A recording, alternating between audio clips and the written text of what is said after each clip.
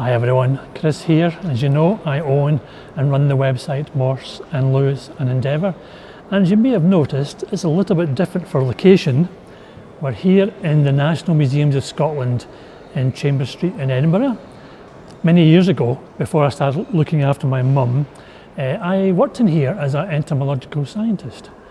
And it's probably that science in me that loves to analyse things, no matter what it is. Of course, in respect of the website, it's the books of Colin Dexter and the TV series. So, of course, this is the review of the 4th episode of the 6th series of Endeavour, which I believe is pronounced Degüello, but I could be absolutely wrong, so apologies for that. So, now, as many people know, I made a rather rash and bold statement in regard to this episode. And I apologise for that, and I apologised on my website as well. But the reasoning being that I'm just so passionate about the Morse universe. I have been for 30 years as far as the TV is concerned, and about 40 years as far as Colin Dexter's novels are concerned. So my passion sometimes spills over to anger when I believe something has been done wrong as far as the series is concerned. So, to start with, I did enjoy the episode up until the denouement at the end, or at least that time when we had this sort of OK Corral, Sergio Leone type ending. So I'm going to start with a few of the negatives, but don't worry, I've got quite a few positives as well. So one of my main problems with the episode is that so many things were resolved so quickly at the end, in almost the last 10-15 minutes of the episode. We had the resolution as to who killed George Fancy. We had the resolution as between Fred and Wynne. We had the resolution as far as Fred's cheque that he gave to his brother. That was resolved. We had the resolution where the gang of 4 get all back together again. And of course we have the resolution with Bright now being out of traffic and back in charge. Now, I will say that the main problem is maybe that Russell Lewis did not know if he was definitely going to get another series. So he may have felt that he had to make sure that everything was resolved. So there was no 7th series, which of course we're getting, thank heavens.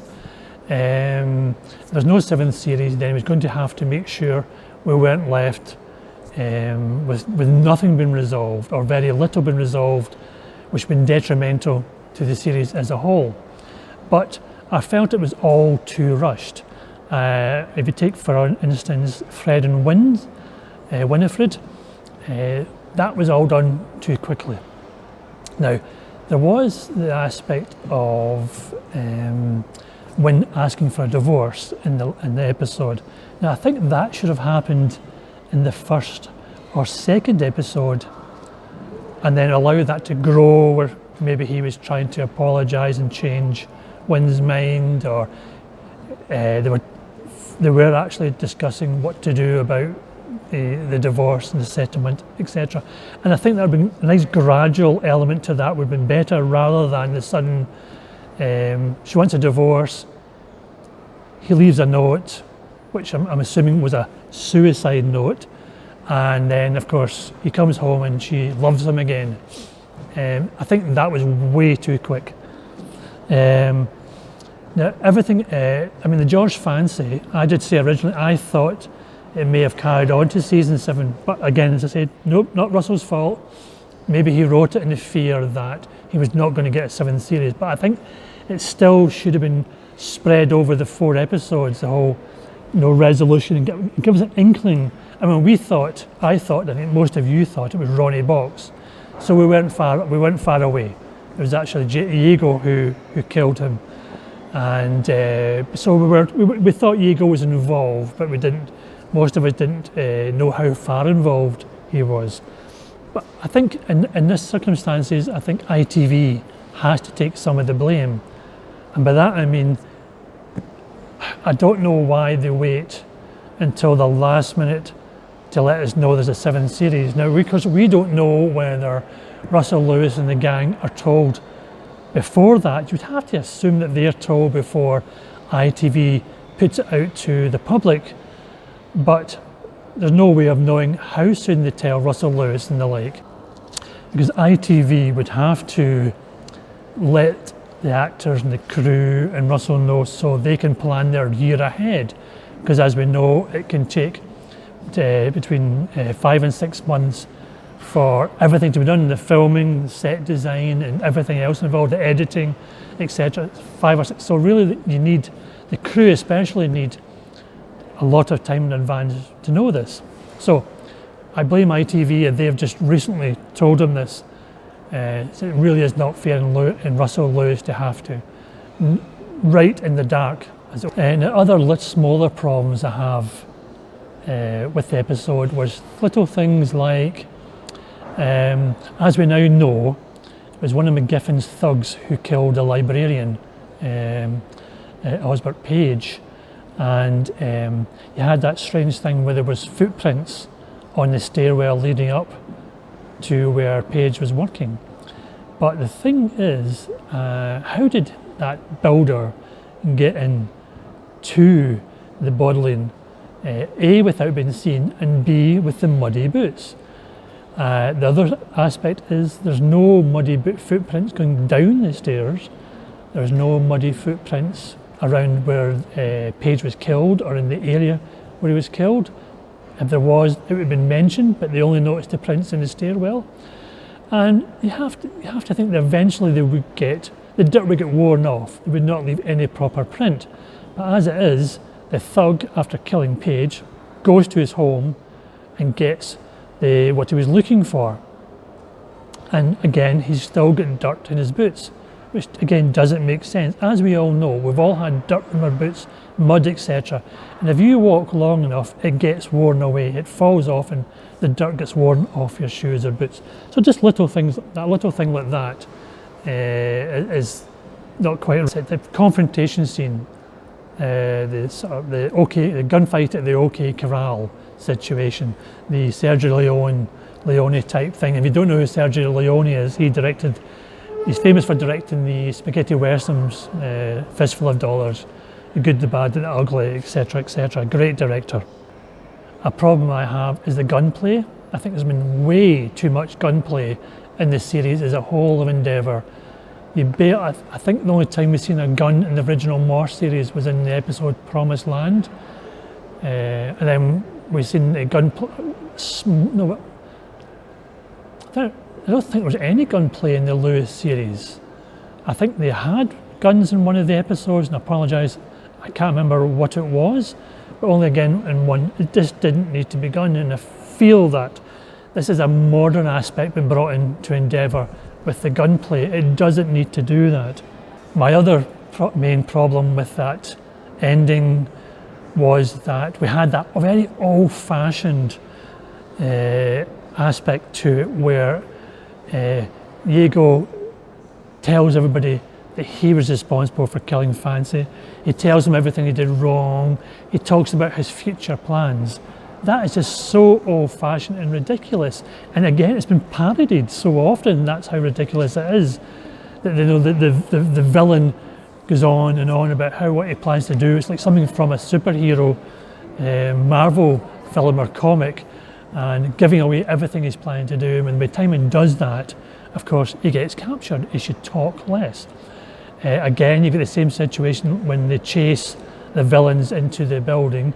Diego gets Thursday, points a gun at him, and why didn't he just shoot Thursday?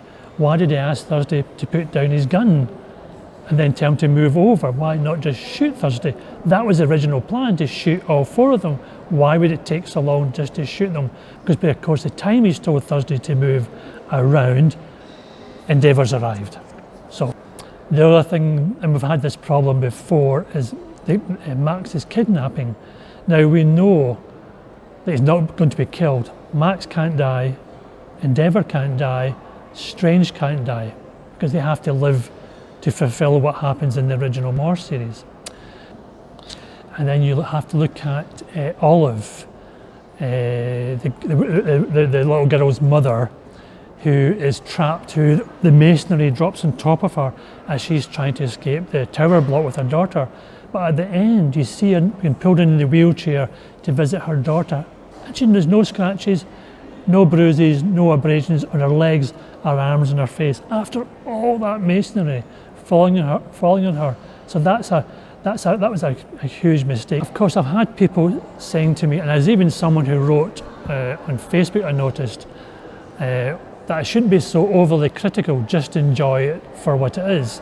I even said, the person on Facebook said something along the lines of, it doesn't matter if the plots are confusing, it doesn't matter if you're confused about who killed whom. That to me is ridiculous. You should know that thing.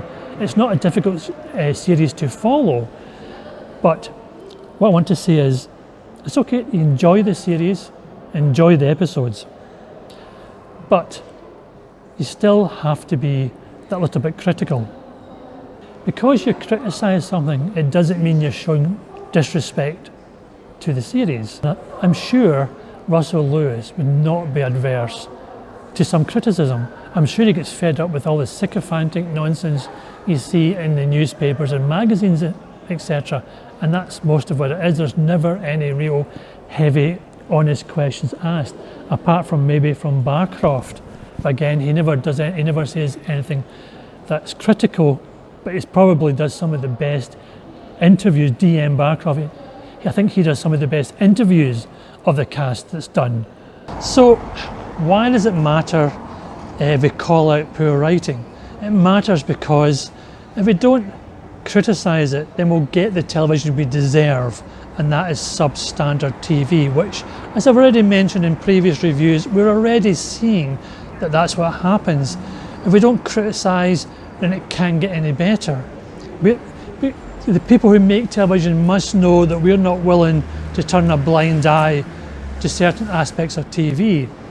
Winston Churchill said that criticism may not be agreeable, but is necessary, because it fulfills that same function as pain does in the body. It calls attention to an unhealthy state of matters or state of things. Because it's one thing to suspend one's disbelief, but to completely ignore one's critical faculties is wrong. We can't do that. If we allow this to happen, it's in anything in life, be it books, films, TV, the government, we don't criticise it, we'll get the poor service we deserve. So let's move on to the good things in the episode. And there were many good things up until that ending, that OK Corral, Sergio Leone ending. I was enjoying it, and I was enjoying it for especially one good reason. Before I get to that reason, there's two co-stars of the series who have not made enough of an appearance, and there are two co-stars who we get plenty of in the original Moore series and in the Lewis series, and those two co-stars are Oxford City itself and classical music. And of course in this episode there was no classical music, sadly, but thankfully it did return to showing the city of Oxford, which is, we can't get away from the fact that Oxford is the backbone of the series.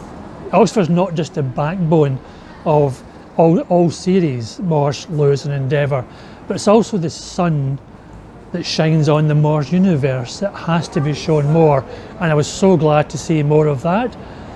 And as I said, I was enjoying the episode thoroughly. It was a lovely story in regard to everything that happened. I think one lovely scene in the episode was a scene where Bright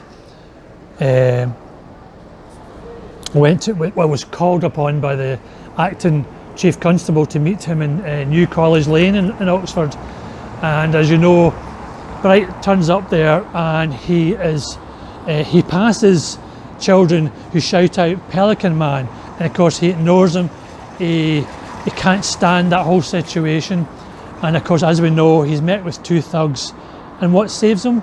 The children.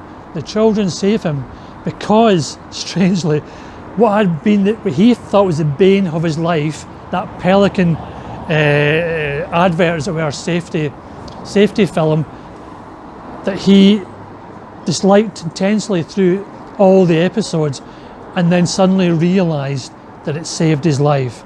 That was a lovely scene, and well acted by Anton as well, because there was almost, you felt, when the children surrounded him, of course he knew that the thugs were going to walk off as they did, but I just get the feeling facially he realised that this advert, this safety film had saved his life, which I thought was really lovely and well written as well. People have said to me, because I've criticised the series, because I've criticised the writing, that means I'm criticising everything in the series, and I'm not. I've always said, and always will say, the acting, the lighting, the directing for the most part, I'm saying for the most part because some of the directing at times is a little ponderous, but it's difficult to, I imagine, to film and direct within a particular time scale.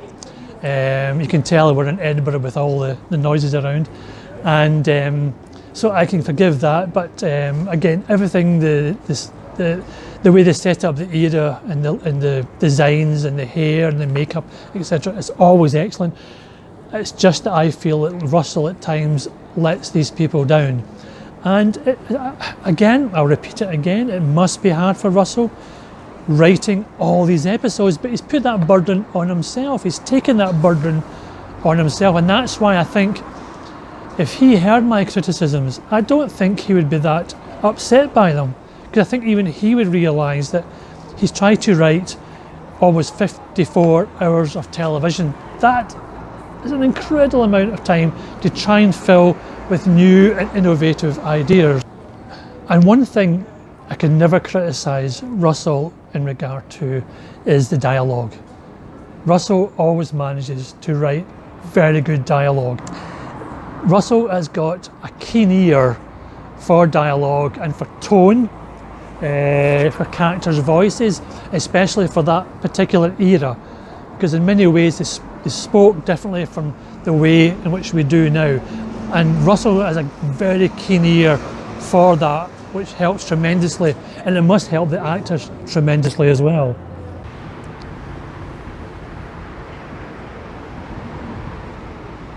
So, as the sun sets here in Edinburgh, the sun is setting, of course, on the Endeavour series, because I think we can all assume that Series 7 will be the last series, sadly. But there is one thing, I'm glad that the episode did end the way it did. If for no other reason, I feel that the 7 series will get back to what it was in the first 4 series, where it was more involved with Oxford and the lives of the Oxford people and the college professors, etc. And I think Series 7 may get back to that. But I'll talk more about Series 7 in a different video, my predictions, what I think will happen. Another thing I thoroughly enjoyed about the episode was the very end, where we see Endeavour walk into what is supposed to be, because it's not the same house, is what was John Thaw's, Morse's house. That, even though I knew it was coming, but that had it gave me a lump in my throat. That connection to John Thaw's Morse, I think, was wonderful. Another good thing about the episode is that I had quite a few connections to the Morse universe, and you'll see more about them below the video in the various section, including locations and connections to via actors or just simply connections through other things. There's a few actually to the Lewis series. My JAG score is, for the episode, not including the ending, which you know I'm talking about, the gunfight at the OK Corral, is 7 JAGs out of 10. For that whole scene and all that sudden conclusions to all the stories, like it's 2 out of 10. Mainly because, as I've already mentioned, but you almost felt as well after that, and before you see the scene where Morse asked about getting a JAG and then going to the house. Sorry, voices. After that whole scene between the gang of 4 and the 4 villains, all it was, and then of course when they go back to the station and when Bright tells them all the good news, his promotion, Strange going to work for him, stopping Thursday from transferring, that all it was missing was that American sitcom. You can hear an ambulance going by, of course, hopefully you can still hear me. It's the joy of filming outside. All it was missing was that American thing where you've seen so many sitcoms and American shows where someone tells a joke and then everybody laughs and then the screen freezes. And that's all it was missing, that cliched type of ending. But, so 2 JAGs out of 10 for that section, but for the scene with Endeavour entering the flat at the end when he drives up in the Jag and then enters the house, 10 out of 10. I love that. I love that connection to the original Morse series.